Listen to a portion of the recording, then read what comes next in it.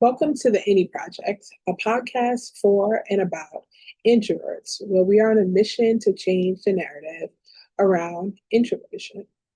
I'm Tiana, a social introvert, coach, advocate, and Capricorn from Brooklyn. This episode is entitled An Introvert's Guide to Setting Boundaries. Let's talk about leaving early, saying no, and being honest about your limits without guilt. In this guide, we'll discuss how to set boundaries to protect your energy, time, and emotional well being by clearly communicating your limits and need for alone time. We'll talk about what type of boundaries are needed, such as physical space, mental quiet, and limits on social interactions. We'll also close with tips on setting boundaries if you are uncomfortable with confrontation.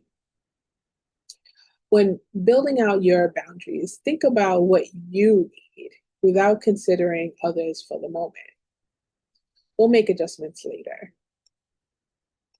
As we move forward, remember, not everything will apply to everyone. Take what you need and leave the rest. I recognize that setting boundaries in a professional setting may require different tools. So for this episode, we'll just focus on setting boundaries in personal relationships. According to Oxford, a boundary is a line that marks the limits of an area, or essentially a dividing line. They're not walls, but guidelines. They help you stay connected while still honoring yourself. Ready? Okay. Number one, establish boundaries early. Sometimes we don't realize we need to set a boundary around something until it is crossed. One day, I texted my friend about something, and then she called me like a minute later.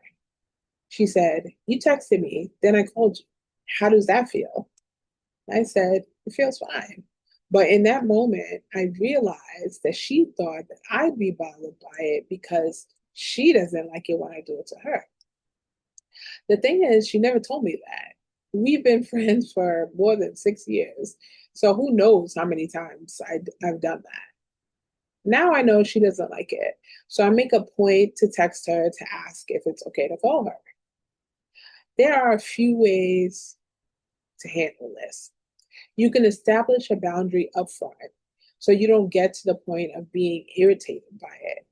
Personally, my phone stays on silent, so I never feel pressured to talk to anyone. I don't have to set a boundary around phone calls because people know that my phone is on silent and I'll get back to them, usually by the end of the day. I only turn my ringer on if I'm expecting a call. We may be afraid to let our boundaries be known in the beginning of a new relationship or friendship because we don't want to seem like we're too much. But what's the alternative? Not saying anything and then blowing up when the boundary that you never stated gets violated? In this case, as soon as you feel it in your body that this is a boundary, take a moment to acknowledge it to yourself, then figure out how to let folks know so it doesn't happen again. Language you can use to set boundaries in this type of scenario. Hey, quick heads up. I don't usually pick up unexpected calls. A text first is best. Or I realize I need quiet time in order to get things done, so I'll get back to you later if I miss your call. Number two, listen to your body. I have a friend that I often call around 6:30 after she makes dinner for her kid and she's cleaning up. However, on this particular day, I called her later than usual. Not late, but later than usual. Let's say I called her around 8. We usually talk for a good while, so it was probably 10 o'clock when she says, "Can I go now?" I laughed so hard. I said, "Of course." So now I know not to talk to her late, even if she calls me. I told someone else about this and they said they'd be so offended if someone said that to them. We've been friends for more than 20 years and I know she's an introvert too, so I didn't take it personal. Language you can use in a similar situation. I don't really take calls after 8. It's my wind down time. I'm happy to catch up earlier in the evening. I'm usually unavailable after dinner. Or late night conversations don't work for me anymore. Let's chat earlier next time. Number 3, make a plan and stick to it. One day I was talking to a friend of mine who was really frustrated that her siblings popped up on her doorstep. They called her and said, "Go to your door, we sent you something." Thinking it was a package, she went to the door in her pajamas, and there they were. She was furious because she worked from home and had a ton of meetings scheduled that day. Entertaining her siblings was not part of her plan. They lived more than an hour away and had plenty of time to call and tell her she was coming, or better yet, ask if it was okay to come. But they chose not to ask because they knew she would say no. She felt like she couldn't turn them away because that would be rude. However, showing up to someone's house unannounced and uninvited is rude. It's better if these types of boundaries are drawn early. This should be well known within your circle. It really only takes one time for someone not being let in the house for them to learn the lesson. Since my phone is always on silent, I often get messages like, "Come downstairs, we're on your block." 99% of the time, I won't see it until long after they've left. But the 1% of the time when I answer the phone, the answer is going to be no to that request. I need a plan. I need notice. I need time to mentally prepare. If you don't give me those things, you're not going to get the best version of me anyway. You really have to be firm about this because if you let people do this to you one time, it will never end. If you don't respect your boundaries, they won't either. And don't feel guilty about it.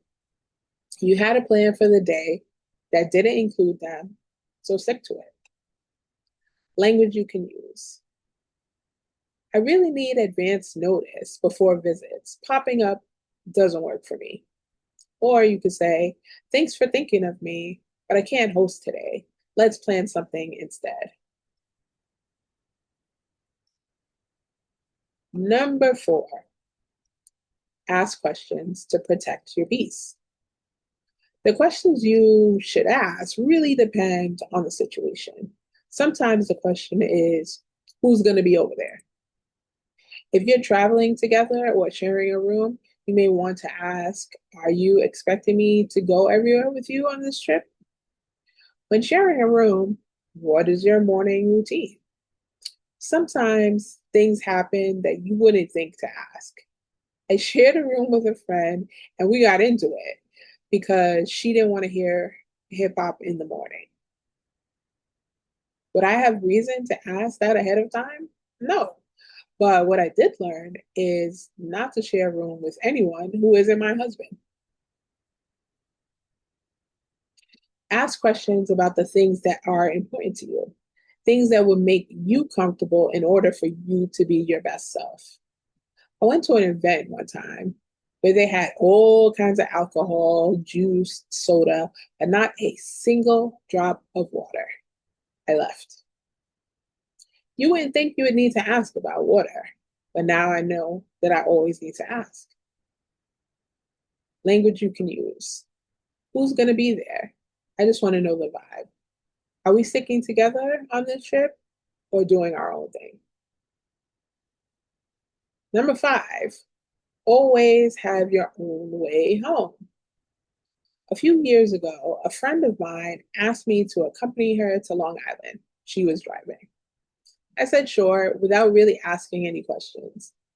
She said she'd pay for my Uber back. I said fine. This journey ended up taking way longer than I anticipated.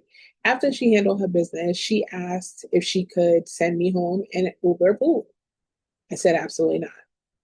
This whole thing had already taken way too long. I was not about to get stuck in an Uber pool from Long Island to Brooklyn.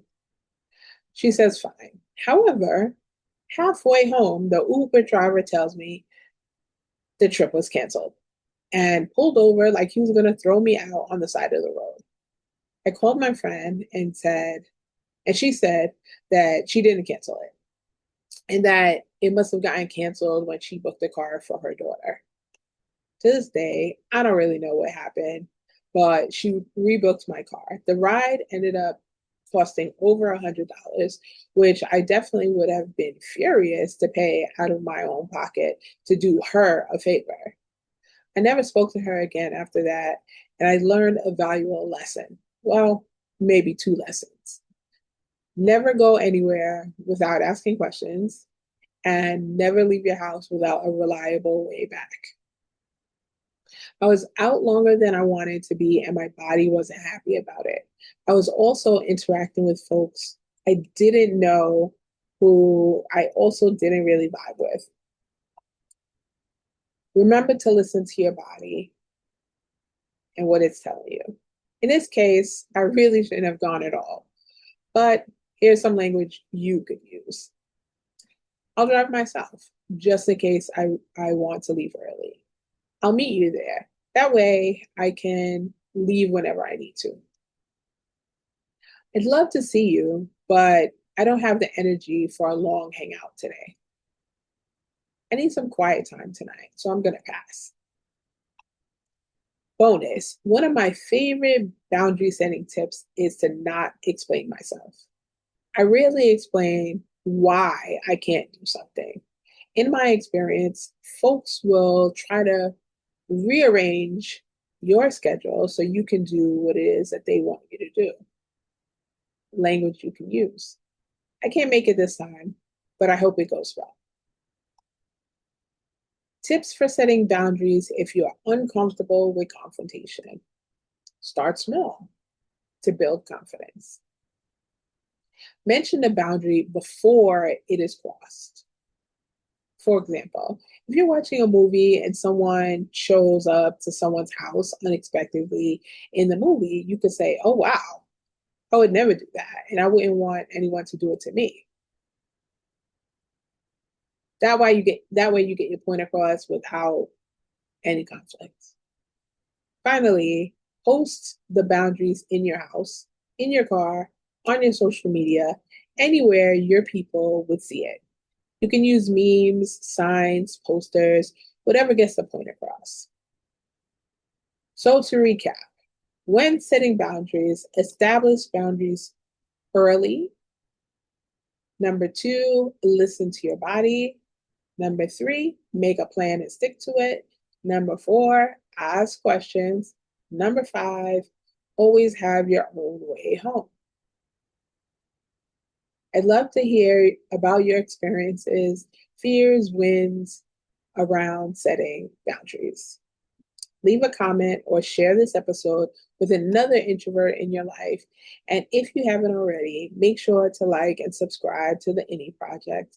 Every listen helps grow this community. Thanks for tuning in. Until next time, take care of your energy, honor your pace and your peace, and keep changing the narrative around introversion. Bye for now.